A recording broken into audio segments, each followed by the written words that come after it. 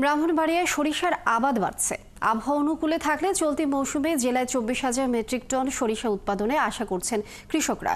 এদিকে কৃষি বিভাগ জানিয়েছে, ভোজ্য তেলের চাহিদা মেটাতে সরিষার আবাদ বাড়ানোর জন্য নানা পদক্ষেপ নেওয়া হয়েছে। জালালউদ্দিন রুমির তথ্যছবিতে প্রতিবেদন। ব্রাহ্মণবাড়িয়ায় বাড়ছে সরিষা চাষ। নানা জাতের সরিষার মধ্যে বিনা 9, বাড়ি 14, বাড়ি 17, বাড়ি 18 সহ উন্নত জাতের সরিষা আবাদ হয়েছে। চাষিরা জানান, কুয়াশা কেটে আবহাওয়া অনুকূলে রয়েছে। সানবিট সব দিবে সামাল। সানবিট ম্যাজিক প্রেস ডিশওয়াশিং এর মাথা ঘোরানো সলিউশন। তাই ফলন ভালো হওয়ার আশা করছেন তারা।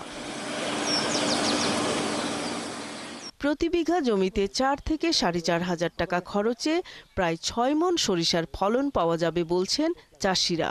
আশা করি যে বছর আছে ভালো ফলন পাবো, ডাবল পাবো ইনশাআল্লাহ।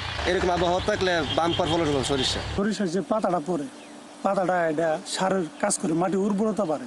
কৃষি বিভাগ জানিয়েছে, আবাদ বাড়াতে প্রণোদনার আওতায় জেলায় 13,000 কৃষককে বীজ ও সার দেয়া হয়েছে। এবছর আমরা উৎপাদনের লক্ষ্যমাত্রা ধরে রয়েছে 24,000 টন। তো আবহাওয়া অনুকূলে থাকায় যদি কোনো প্রাকৃতিক বিপর্যয় না ঘটে, আমরা আশা করছি আমাদের উৎপাদনের যে লক্ষ্যমাত্রা ধরা হয়েছে সেটা ছাড়িয়ে যাবে। এবার জেলায় 16,500 হেক্টর জমিতে সরিষা আবাদের লক্ষ্যমাত্রা ধরা হয়েছে। সরিষা আবাদ বাড়লে কৃষক লাভবান হওয়ার পাশাপাশি ভোজ্য তেলের আমদানি নির্ভরতা কিছুটা হলেও কমবে।